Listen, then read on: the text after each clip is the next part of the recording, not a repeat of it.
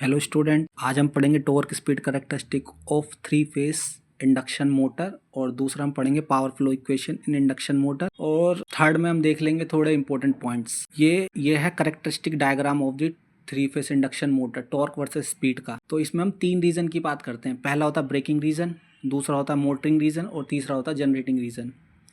तो breaking reason को हम कहते हैं प्लगिंग रीजन भी कह सकते हैं या प्लगिंग ब्रेकिंग भी होती है। तो इसके अंदर जो स्लिप होती है वो क्या होती है, ग्रेटर देन 1 होती है। और मोटरिंग रीजन में जो स्लिप होती है वो 0 और 1 के बीच में होती है। और जनरेटिंग रीजन में क्या होती है, 0 से कम होती है, नेगेटिव स्लिप होती है यहाँ पे। या हम ये कह सकते हैं -1 से ग्रेटर देन होती है पर 0 से छोटी होती है। और जैसे कि हम जानते हैं कि मोटरिंग रीजन में क्या होता है कि जो मोटर की जो स्पीड होनी चाहिए, रोटर की जो स्पीड होनी चाहिए वो सिंक्रोनस स्पीड से नीचे की तरफ होनी चाहिए। वही दिखा रखा है मैंने यहाँ पे। NR क्या होनी चाहिए, should be less than of NS। और जनरेटिंग रीजन में क्या होता है कि जो रोटर की जो स्पीड होती है वो ग्रेटर देन हो जाती है सिंक्रोनस स्पीड से। ठीक है, जैसे कि ये होता है स्टार्टिंग रीजन। पहला मोटरिंग रीजन में जो होता है सबसे पहले देखते हैं हम स्टार्टिंग रीजन। स्टार्टिंग रीजन में क्या, स्टार्ट का मतलब क्या होता है कि रोटर क्या है हमारा, ब्लॉक है। ब्लॉक का मतलब हो गया, क्या कहते हैं, रोटर में कोई स्पीड ही नहीं है, मतलब जो स्पीड है रोटर की वो क्या, 0। तो इस टाइम पे जो स्लिप होती है वो 1 होती है। देखो यहाँ पे मैंने दिखा भी रखा है। और स्लिप जो होती है सिंक्रोनस स्पीड पे वो क्या होती है, 0 होती है। देखो यहाँ मैंने दिखा दिया।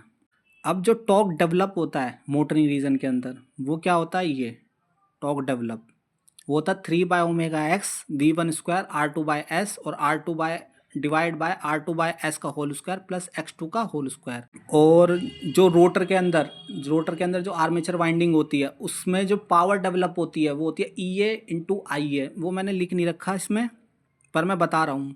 और ये होता है इलेक्ट्रोमैग्नेटिक टॉर्क। देखो हम दो तरीके से लिखते हैं इलेक्ट्रोमैग्नेटिक टॉर्क को। एक तो हम PM/ω/r भी लिखते हैं और एक हम लिखते हैं PG/ω/s।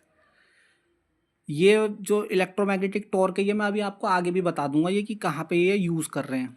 और फिलहाल के लिए आप देख लीजिए फॉर्मूला। और ω/s क्या होता है, ω/s होता है 4πf/p। मैं अभी सारे रीज़न भी एक एक करके आपको एक्सप्लेन कर दूंगा इसमें क्या क्या होते हैं ये ठीक से। चलो अब नेक्स्ट पन्ने पे देखते हैं। जैसे कि हम सबसे पहले कौन सा रीज़न पढ़ेंगे, मोटरिंग रीजन के अंदर ही सबसे पहला रीज़न होता है स्टार्टिंग रीजन। स्टार्टिंग रीजन को ही हम कहते हैं हाई स्लिप रीजन और non linear region. Starting region में जो शेप बनती है ना वो रेक्टेंगुलर हाइपरबोला की बनती है।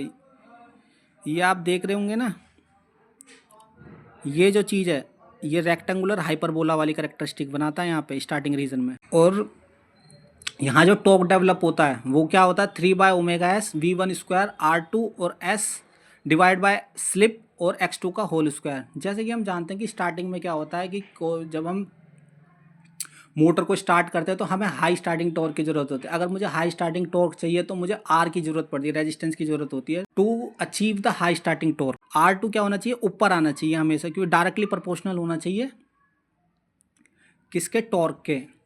और ये देखो जैसे टॉर्क जो डेवलप होता है वो क्या होता है, इन्वर्सली प्रोपोर्शनल होता है स्लिप के। और फ्रीक्वेंसी और इन्वर्सली प्रोपोर्शनल होता है थ्राइस फ्रीक्वेंसी के क्यूब के, इन्वर्सली प्रोपोर्शनल होता है टॉर्क डेवलप जो होता है। ये पूछे जाते हैं, डायरेक्ट क्वेश्चंस आते हैं इनके ऊपर, ध्यान रखना ये सब चीज़ें आती हैं पेपर में। और फिर दूसरा रीज़न कौन सा होता है, रनिंग रीज़न।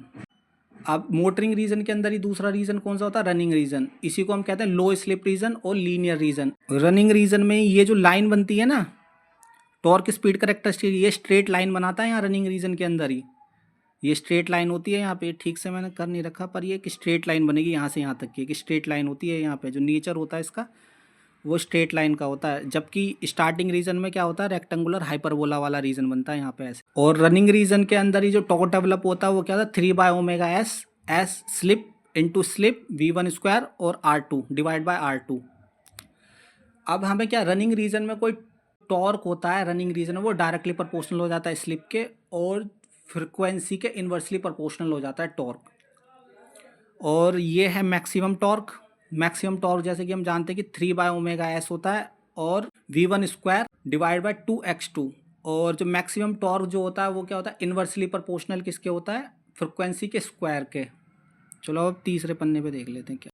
और एक ये चीज़ थी। जैसे कि हम कभी कभार ना यहाँ पे एमपीटी का भी यूज़ कर लेते हैं, मैक्सिमम पावर ट्रांसफर थ्योरम का भी, स्लिप को फाइंड आउट करने के लिए मैक्सिमम टॉर्क कंडीशन में।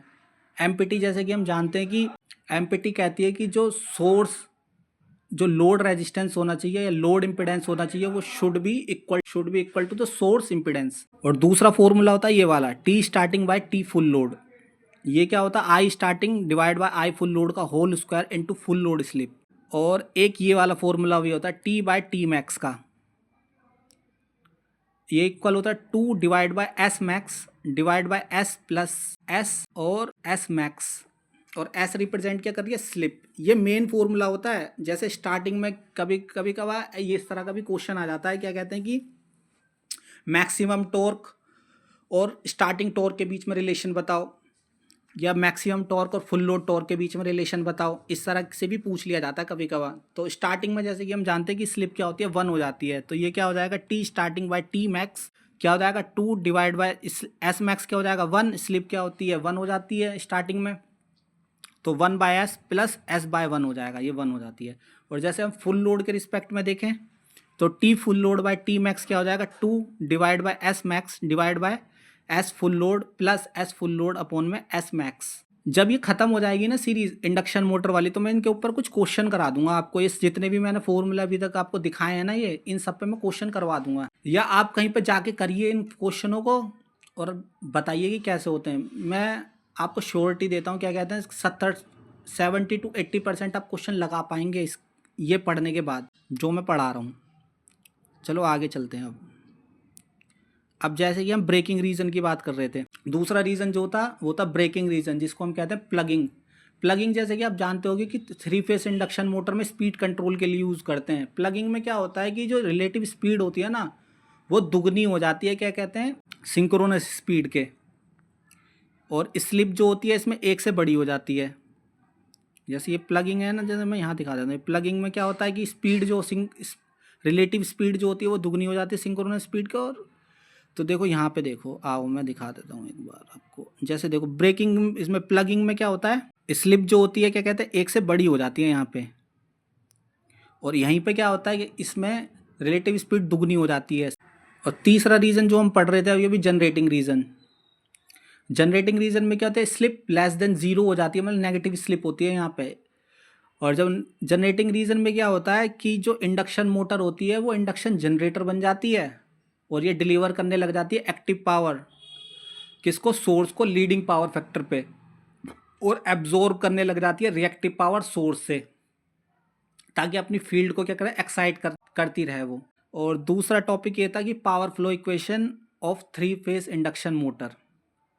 जैसे कि आप ये ब्लॉक डायग्राम देख रहे होगे, जैसे हमने इनपुट दिया, इनपुट कैसा होता है मोटर के अंदर, इलेक्ट्रिकल, तो इलेक्ट्रिकल इनपुट दिया तो देते कहाँ पे, पहले स्टेटर आता तो स्टेटर को देता हूँ। स्टेटर के दोनों लॉस हमने देखा, पहला कौन सा लॉस होता है, कॉपर लॉस जो वाइंडिंग में होता है, और दूसरा होता है आयरन लॉस जो होते हैं फिक्स लॉस।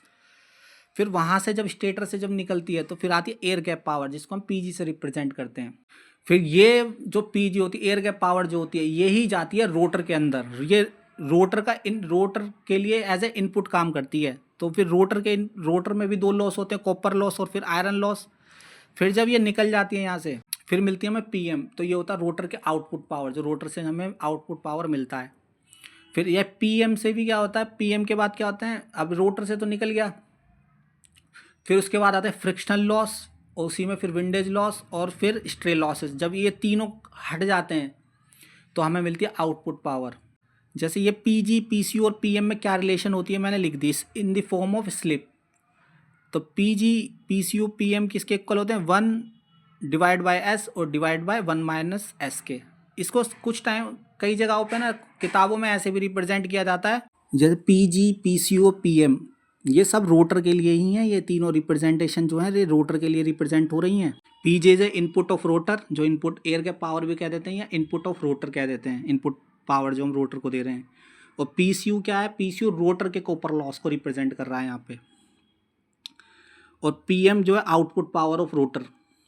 ये पूरी वो पी आउटपुट नहीं है ये वाली, ये जो पीजी है ये तो एयर गैप पावर को रिप्रेजेंट कर रहा है, इस वाली पावर को जो इनपुट है रोटर की। ये पीसीयू ये वाली पीसीयू को रिप्रेजेंट कर रहा है, जो रोटर में जो कॉपर लॉस हो रहे हैं, और ये पीएम जो रिप्रेजेंट कर रहा है वो ये वाला जो रोटर से जो आउटपुट निकल रहा है। और सम टाइम क्या करते हैं कि जो पीजी को तो पीजी से दिखाई देते हैं, कुछ किताबों में इस तरह से भी दिखाई देता है कि जो पीसीयू को पीसी से भी रिप्रेजेंट कर देते हैं और पीएम को पीडी से भी रिप्रेजेंट कर देते हैं। तो एफिशिएंसी जब हम निकालते हैं तो हम निकालते हैं पीएम बाय पीजी। पीएम हम ये वाला यूज़ करते हैं इसके अंदर, ये पीएम ये हो गया आउटपुट ऑफ द रोटर, और ये हो गया इनपुट ऑफ द रोटर। ये पीएम ये वाला हो गया और पीजी ये वाली हो गई, ये आउटपुट अपॉन में इनपुट एफिशिएंसी। जैसे आप जानते हो कि आउटपुट अपॉन में इनपुट होती है एफिशिएंसी, तो ये वाली होती है एफिशिएंसी इसकी। अब हम पढ़ेंगे कुछ इंपॉर्टेंट पॉइंट्स और फॉर्मूले। जैसे कि आप ये तो जानते ही हो कि जो रोटर की जो स्पीड होती है वो 1 - s ns होती है, जहाँ पे s स्लिप को रिप्रेजेंट कर रही है और ns किसको रिप्रेजेंट करती है, सिंक्रोनस स्पीड को, और nr रोटर की स्पीड को रिप्रेजेंट करती है। और दूसरा जैसे कि स्लिप को ना हम स्लिप, अगर हमें स्लिप को रिप्रेजेंट करते, एक तो जो नॉर्मल फार्मूला होता है ns - nr divide by ns, एक तो ये होता है जो सबको पता होता है। दूसरा अगर हमें पावर की फॉर्म में लिखना है स्लिप को, तो हम ऐसे भी लिख देते हैं copper loss of rotor divide by air gap power, जो रोटर में जो हम इनपुट पावर दे रहे हैं वो, इस तरह से भी रिप्रेजेंट करते हैं स्लिप को इन द फॉर्म ऑफ पावर। और तीसरा वाला ये होता है ये R2/X2, ये भी होती है स्लिप का एक formula, resistance of the rotor divide by inductance inductive reactance of the rotor, इस तरह से भी रिप्रेजेंट कर देते हैं हम इसको। और रोटर फ्रिक्वेंसी जैसे कि आप जानते हैं कि स्लिप इनटू सप्लाई फ्रिक्वेंसी होती है, और रिजल्टेंट जो फ्लक्स होता है वो क्या होता है 1.5 टाइम्स होता है मैक्सिमम फ्लक्स के। और पांचवा पॉइंट जैसे कि फुल लोड स्लिप जो होती है नो लोड स्लिप से ज़्यादा होती है, और मैक्सिमम स्लिप जैसे कि आप जानते हैं R2/X2। और कभी कभार ये भी पूछ लेते हैं कि जैसे स्टार्टिंग में जो R2 और X2 में क्या रिलेशन होते हैं। जैसे कि हम जानते हैं स्टार्टिंग में जो होती है स्लिप जो होती है वो 1 हो जाती है, तो R2 जो होता है वो X2 के इक्वल हो जाता है स्टार्टिंग में, मतलब कि जो रोटर का जो रेजिस्टेंस होगा वो इक्वल हो जाएगा inductive reactance of the rotor के at starting because of slip 1। और ये वाली जो चीज़ है, ये जो मैंने लिख रखे हैं यहाँ पे 0 ns ns nr, ये रिलेटिव स्पीड के लिए यूज़ होते हैं। आप कभी क्वेश्चन देखोगे ना तो रिलेटिव स्पीड के, तो वहाँ ये यूज़ होता है। जैसे कि आप जानते हो कि जो स्टेटर होता है, उसकी स्टेटर क्या होता है कि स्टेशनरी पार्ट होता है, तो उसकी स्पीड क्या होती है 0, तो ये वो ही रिप्रेजेंट हो रही है 0। और जो स्टेटर की रोटेटिंग मैग्नेटिक फील्ड होती है, उसकी जो स्पीड होती है वो क्या होती है ns, वो है ns है ये। और फिर क्या उसके बाद क्या आता है स्टेटर, फिर उसके बाद क्या आता है रोटर की जो रोटेटिंग मैग्नेटिक फील्ड होती है उसकी जो स्पीड होती है वो भी ns होती है, और रोटर की स्पीड क्या होती है nr।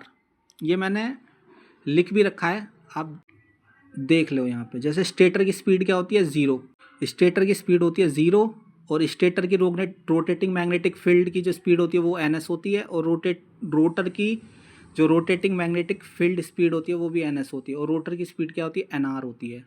ये सब जब रिलेटिव स्पीड के क्वेश्चन आते हैं ना, ये वहाँ यूज़ होते हैं। अभी जब ये ख़त्म हो जाएगी पूरी सीरीज इंडक्शन मोटर वाली, तो मैं आपको क्वेश्चन करा दूंगा इन सब के ऊपर। और लास्ट पॉइंट होता है जो रोटेशन जो होती है रिजल्टेंट, जो एयर गैप में जो रिजल्टेंट फ्लक्स होते हैं, जो उसकी रोटेशन होती है वो किस तरह से होती है, वो होती है leading phase to lagging phase in the air gap. अब अगर आपको ये वीडियो पसंद आई हो या ये इन्फॉर्मेटिव लगी हो आपको, तो लाइक करें, शेयर करें एंड सब्सक्राइब करें। और अगर आपका कोई डाउट हो या आपको कोई क्वेरी हो, उसे कमेंट में लिखें।